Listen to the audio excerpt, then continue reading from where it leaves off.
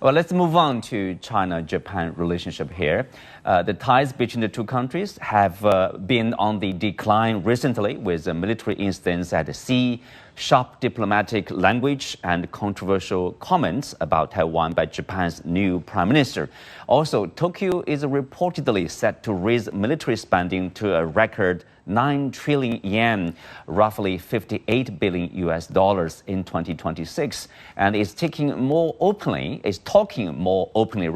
about what it would do in the Taiwan crisis.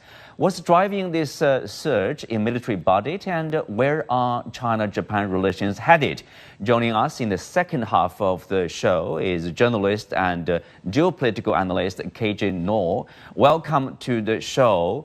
KJ, Japanese media report that Japan's defense budget is planned to reach a record high, as I said, 9 trillion yen in the new year of 2026. Kyodo News reports that this budget will be allocated for the acquisition of long-range missiles and offensive drones, as well as expenses related to the realignment of U.S. forces. How do you view this new development?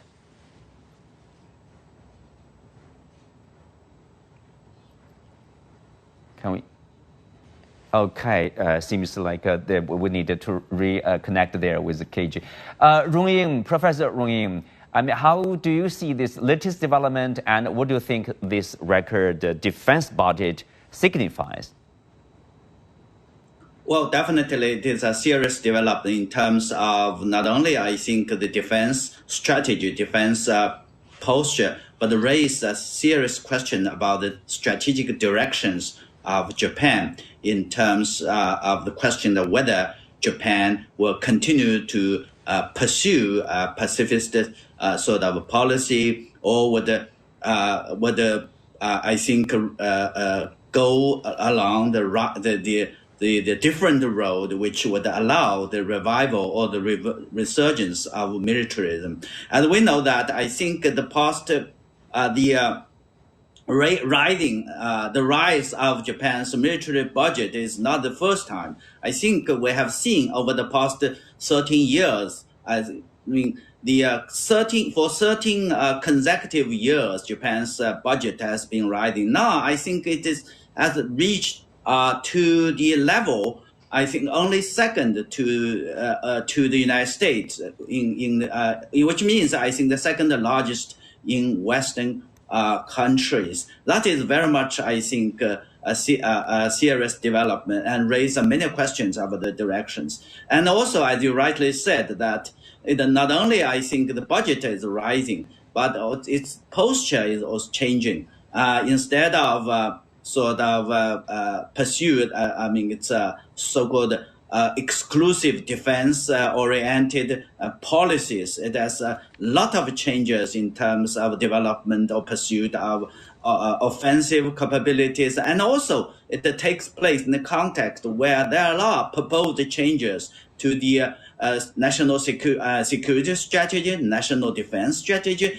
and also I think the proposed revise of the three lot of related strategies. For example, the 3 non-nuclear principles, and also principle related the defense sort of export, and so on and so forth. So if we put it together, we have a very serious and accelerated development on the question of Japan's defense posture, defense strategy, and the only question is what Japan is up to. Now, of course, countries like China, like South Korea, and other Asian countries, with the history during World War II being brutally ruled or invaded by the Japanese militaries. Of course, people are very much concerned with the new development. Warwick, I think is closely related to the development.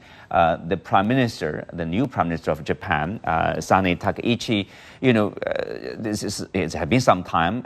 She talked about the Taiwan crisis, saying that that could qualify as a survival-threatening situation for Japan, even if itself is not attacked. That raises the question of whether Japan could assist the U.S. and collective self-defense in the Taiwan scenario. Under Japan's 2016 security law, the right to collective self-defense can be invoked if a conflict involving a close partner threatens Japan's survival. So in any sense, what she talked about is like, Japan will send basically military forces to intervene, something as an internal matter of China. Of course, from Beijing's perspective, that's a threat, military threat from Tokyo. And given the background of who Takaichi is, she's not by me, described by AP, Associated Press, as ultra-conservative revisionist, meaning she denies the Japanese aggression, brutal aggression of neighboring countries, including China.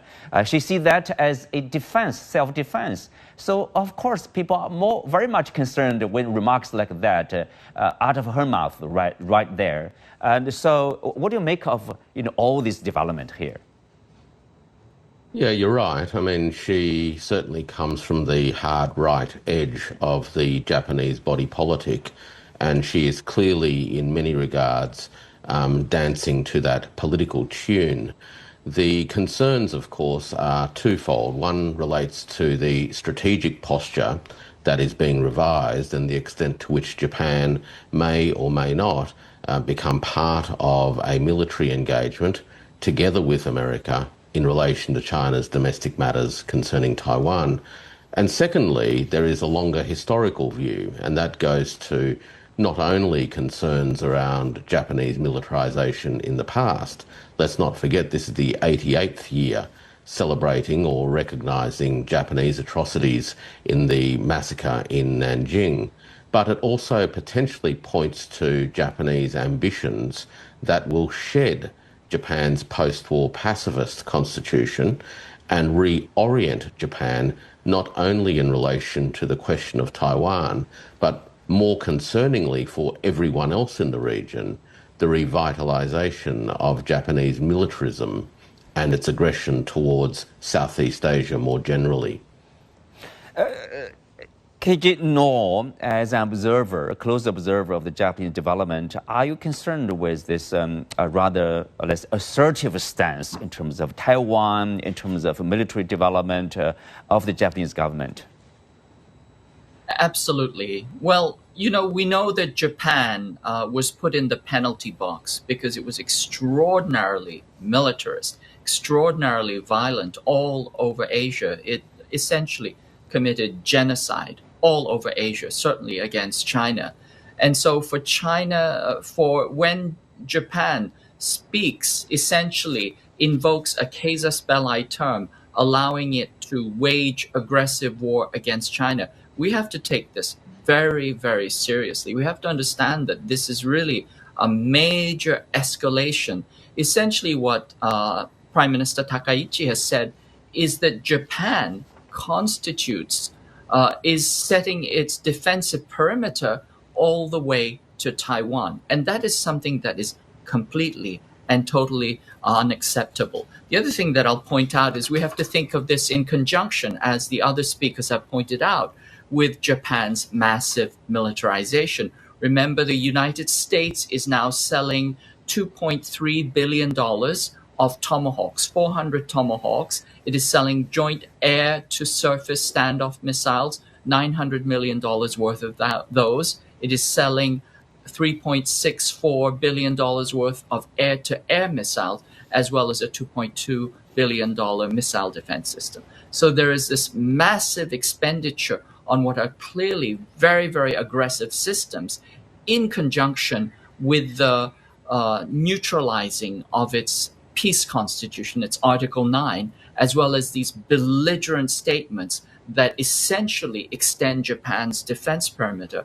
all the way to China's sovereign territory. Rong Ying, if you look at the latest tension surrounding the sea incident, let's say, and last week, as China was carrying out military drills in the international waters, Japan accused the Chinese side of locking radar onto Japanese military. Japan also claimed China had sent no prior notice of China's drills, but later retracted this statement admitting they had received information beforehand. Of course, that's after the Chinese side published, there's a video recording of what happened between the two militaries there. What do you make of the Japanese, here, basically, speaking something untrue, accusing Chinese side of something untrue, and the end done there. They didn't do. What's the purpose here? That's exactly the reason why we need to be guard against and keep a vigilance about the development of the militarization or the danger of the revival of Japan's militarism. And it is true, if you look at the history of Japan, in modern history, Japan has made up and capitalized every chance to launch a kind of aggression or surprise attack by man-made, by looking for excuses. I think the incident of the so-called radar locking up or do whatever. Now it's known very clear. The Chinese vessels, the Chinese aircraft carrier was done a kind of a normal exercises and have given advanced notice, and which was recognized, acknowledged by the Japanese side. Mm-hmm. And this is an exact case where the Chinese say that a thief posing as the judge and crying for catch and thief.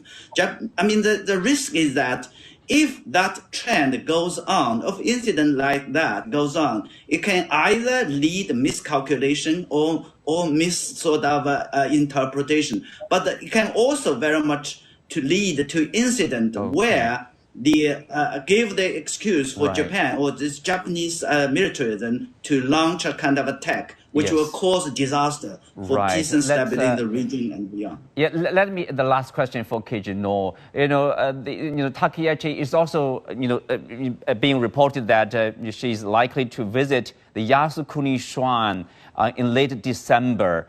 What do you make of that? Well, Yasukuni Shrine is where Japan's war criminals are worshipped. It literally, the spirit, the kami of Japan's war criminals are considered to be enshrined there. And there are, of which there are over 1,000 war criminals. These were convicted and charged with Class A or B war crimes.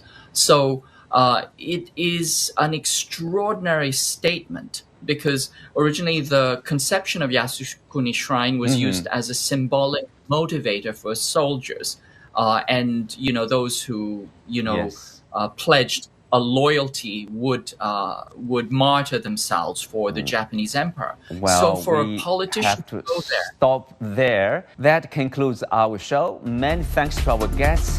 Thank you for being with us. See you next time.